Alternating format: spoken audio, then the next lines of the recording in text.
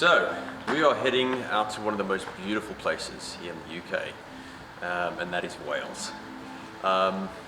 Incredibly scenic, very, very beautiful. Very well known for its mountainous areas, a lot of hills, a lot of mountains, Brecon Beacons. What can I say? Stunning place to be. So yeah, anyway, so we're heading out there, and I need to come to terms with the camping setup that I've currently got in my vehicle. So I've got the Oz Tent 270-degree Fox Swing, which is an awesome awning to have in the vehicle, and I have an Easy On rooftop tent, which I've kindly got borrowed from one of my good mates. So I don't want to get caught out when I get to Wales, because most of the times it's pretty wet out there. So especially if you're going to arrive there late, I want to be able to set up really quickly and get out of the wet. So yeah, without further ado, let's get into it.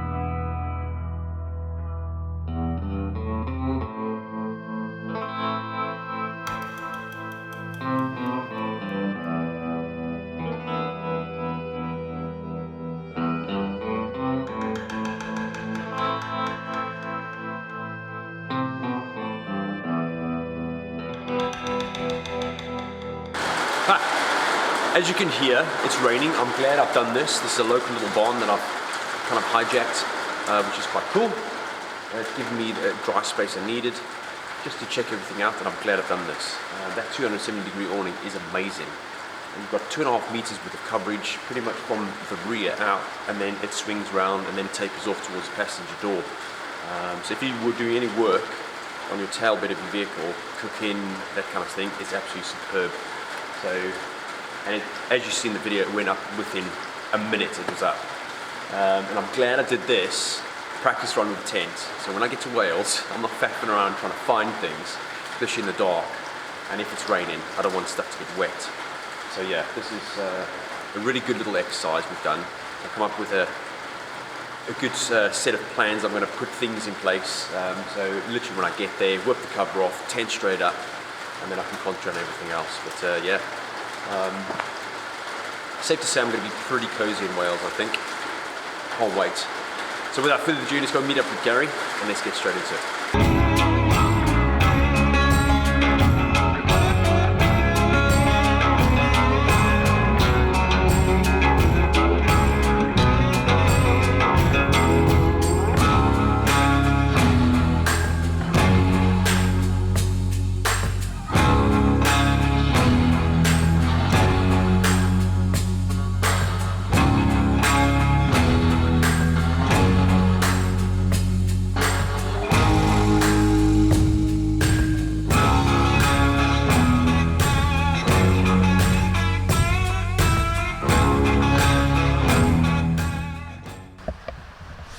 Morning guys.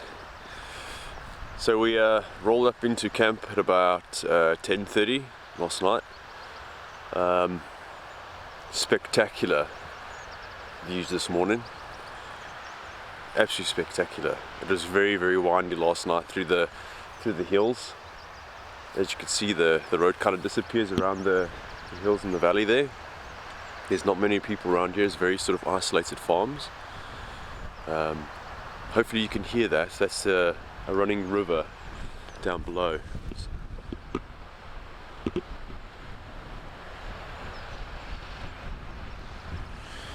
Very beautiful, very tranquil. I've got Gaz finally awake now. He's coming up with Sophie. Introduce you to Sophie. Go on then.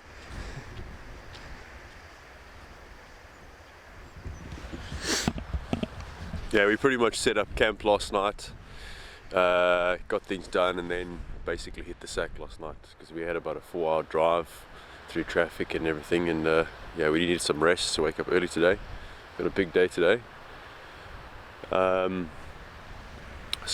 going to be probably heading that away from where we are now, and we're going to go to check out a reservoir. Well, there's a few reservoirs in the area that we'd like to go check out. So the first one is Brienne, if I'm saying that correctly, for you guys Welsh people out there, Brienne Reservoir, and then from there to Clearwen. Morning. Hello, Sophie. Did you find any signal last night? No, I climbed all the way to the top of that hill there, and I got nothing. There's literally no signal here, no Wi-Fi, obviously nothing, so which is quite isolated, which is quite nice. I took a nice walk last night up the track and all the way up to the top of one of these hills, just trying to get something, and I got absolutely nothing. And turned all the torches off, turned everything off, and the sheer feeling of isolation sank in quite quickly. It was quite liberating, actually. It was quite nice. So yeah, we'll show you guys around. We're gonna have some breakfast in a bit, and then we'll be hitting the tracks.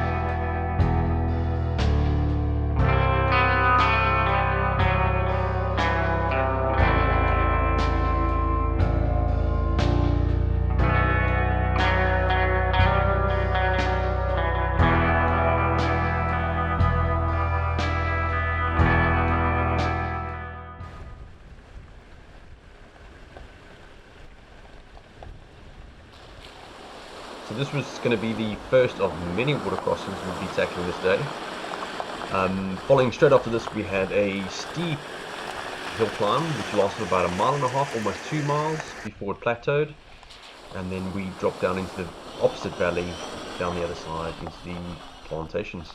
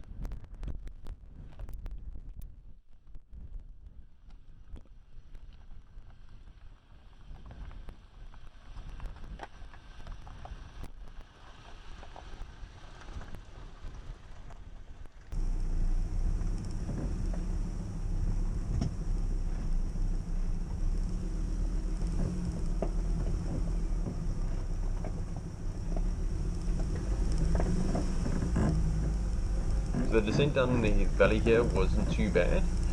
It was about a 30-degree hill, so in terms of it is slightly steep, so we just left it in low range, let the vehicle just crawl down the hill. It's quite safe to do before we went down into the basin of the valley, took in the views and moved on to the Brienne Reservoir.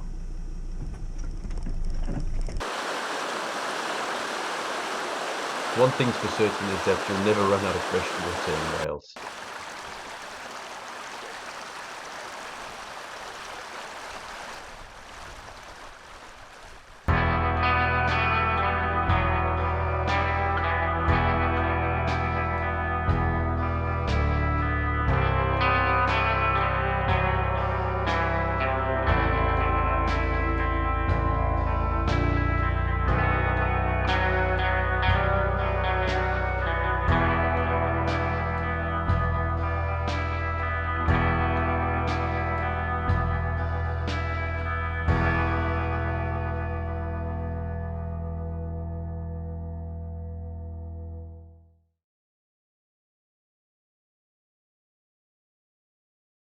following on from Lynn Brien Reservoir, we followed the really windy tracks through the valleys and finally onto Strata, Florida.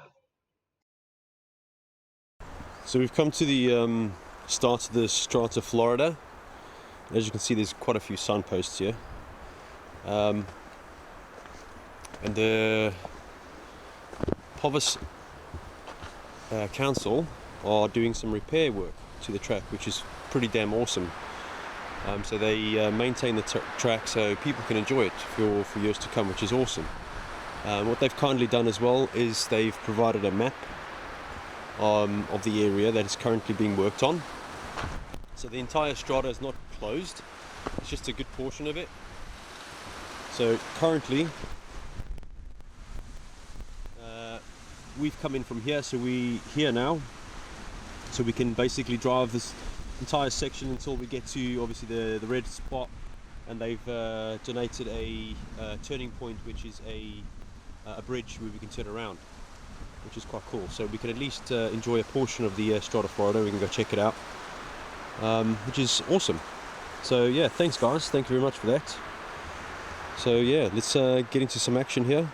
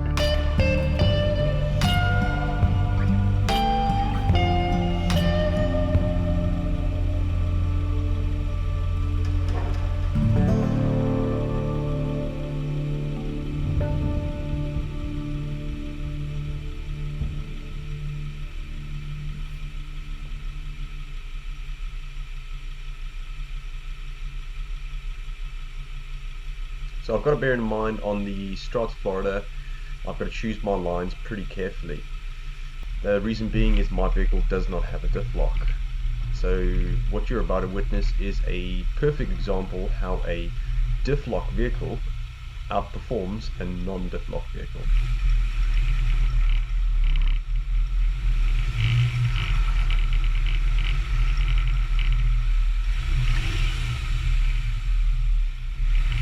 I finally get up the rock step.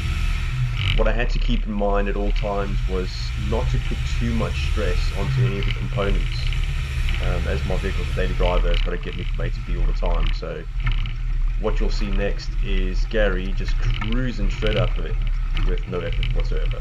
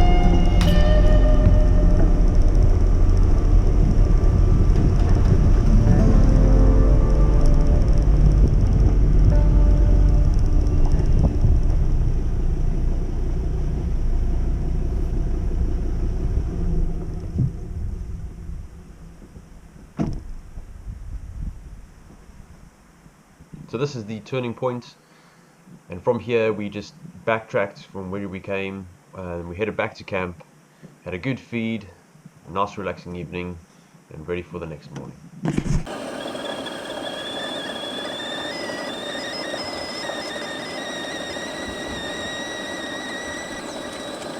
Just love that sound. One is ready.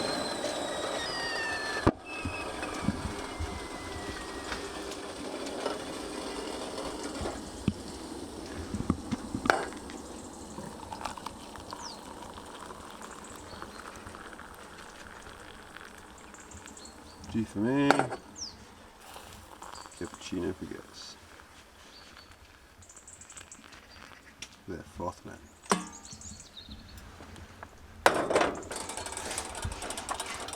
Right, we've just had our brekkie, a mountain of bacon and sausages. Trucks are ready to go, so we are heading to Clearwind Reservoir. We're heading there today. We got kind of distracted with the Strata Florida. That was an amazing track. Technical in subsections, but very good.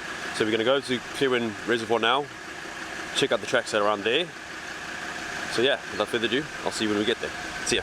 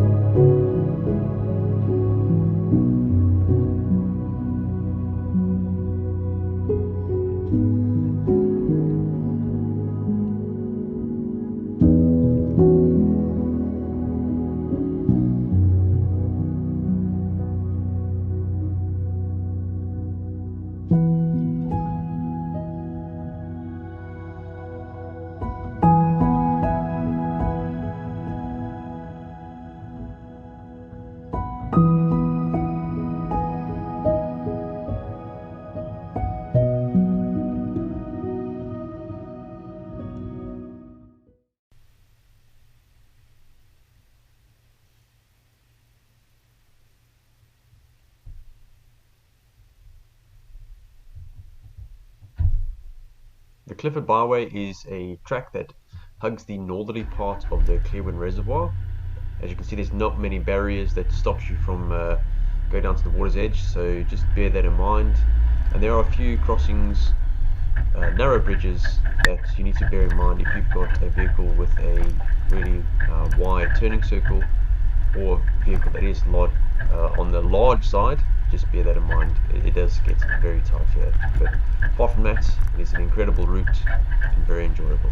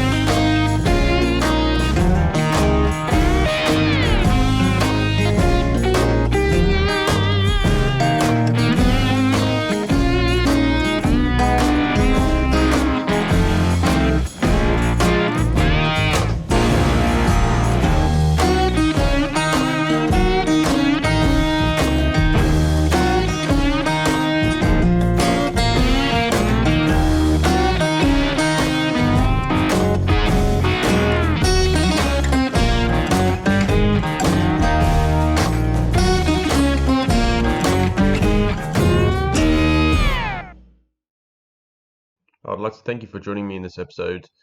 And if you haven't already done so, please consider subscribing, and I will see you guys in the next one.